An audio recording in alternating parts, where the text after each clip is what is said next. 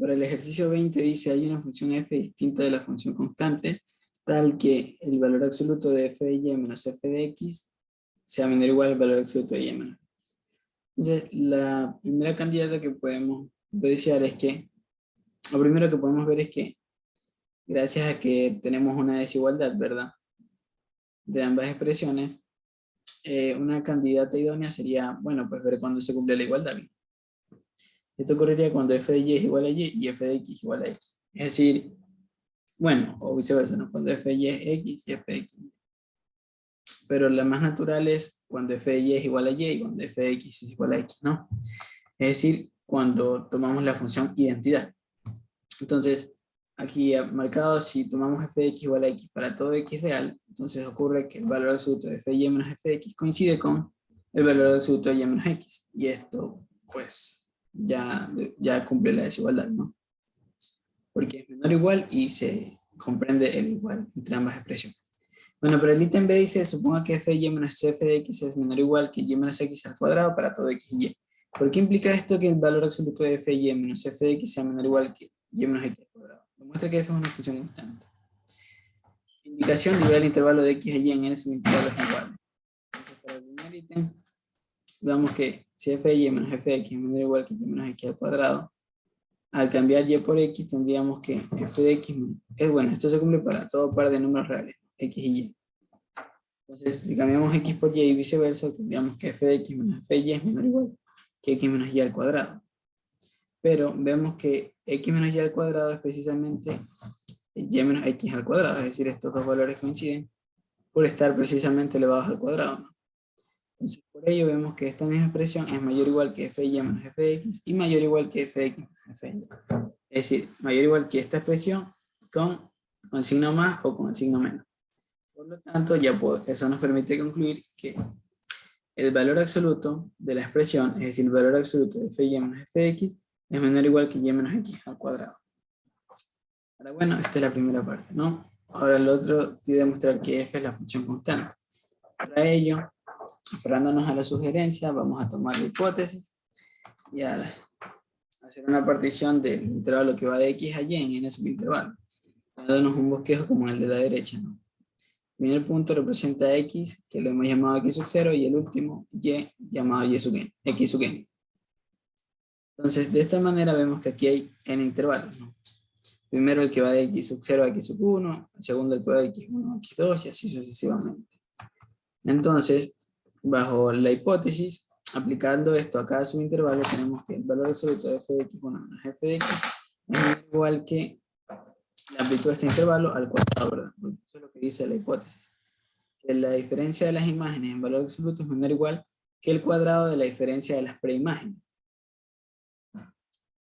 Aquí la diferencia entre x0 y x1 es precisamente x1 menos x0.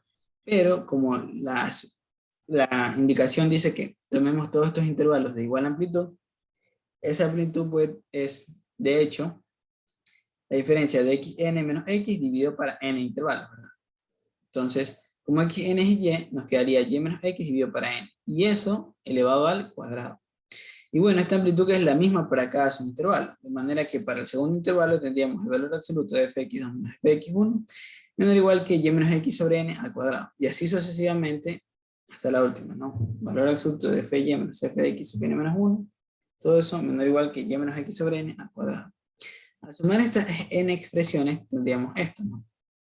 La suma de valores absolutos menor o igual que la suma de este valor n veces.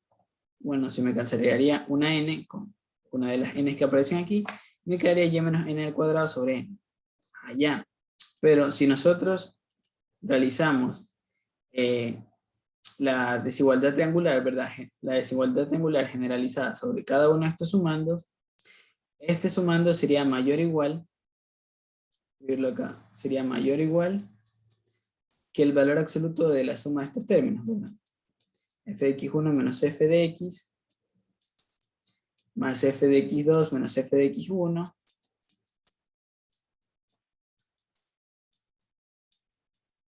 y así sucesivamente, más f de y menos f de y n menos 1 perdón, f de x en menos 1 y todo eso en valor absoluto. Pero claro, aquí se van a ir yendo algunos términos, f de x1 aquí con el menos f de x1 acá, el f de x2 aquí con un f de x2 intermedio, y así el menos f de x1. De manera que por desigualdad triangular, lo único que va a sobrevivir es f de y menos f de x en valor absoluto. Es decir, toda esa suma de valores absolutos por la desigualdad triangular ocurre que es mayor o igual que valor absoluto de f de y menos f de x. O sea, todo esto es mayor o igual que f de y menos f de x, valor absoluto. Y eso por ende será menor o igual que y menos x al cuadrado sobre n. Recordemos que hemos partido el intervalo de x a y en n subintervalos, siendo n cualquier número natural, es decir, siendo n un número natural arbitrario, ¿no? Que tomamos de los naturales. Entonces aquí podemos decir que esto se cumple para todo n perteneciente a los naturales, en tal caso.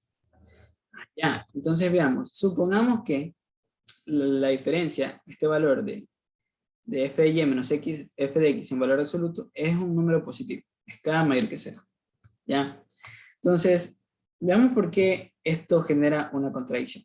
Esto es imposible porque si tomamos un n perteneciente a los naturales, tal que ese n sea mayor que y menos x al cuadrado dividido por acá, evidentemente esto es posible tomar este n de los naturales porque el conjunto de los naturales es no acotado.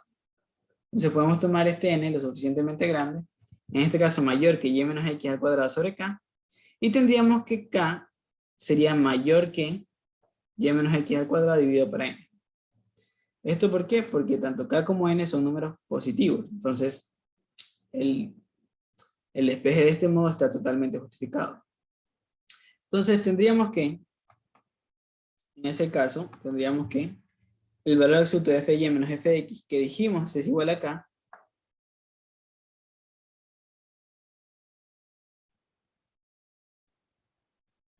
es menor o igual, perdón, aquí tuve un errorcito, sería mayor o igual, ¿verdad? Perdón, sería mayor que, yo lo voy a marcar así, ajá, que dijimos que es k, sería mayor que y menos x al cuadrado sobre n. Ah, ya, pero ¿por qué esto genera una contradicción? Bueno, porque dijimos que f de y menos f de x en valor absoluto, es decir, esto que tenemos acá, es menor o igual que y menos x al cuadrado sobre n, para todo n natural. Pero este n mayúscula que tenemos aquí es también natural, y aquí estamos viendo que esta diferencia es mayor que y menos x al cuadrado sobre n. Y eso, por tanto, genera una contradicción. Ah, ya. ¿De dónde vino la contradicción? De asumir que esta diferencia de f de y menos f de x era un valor positivo.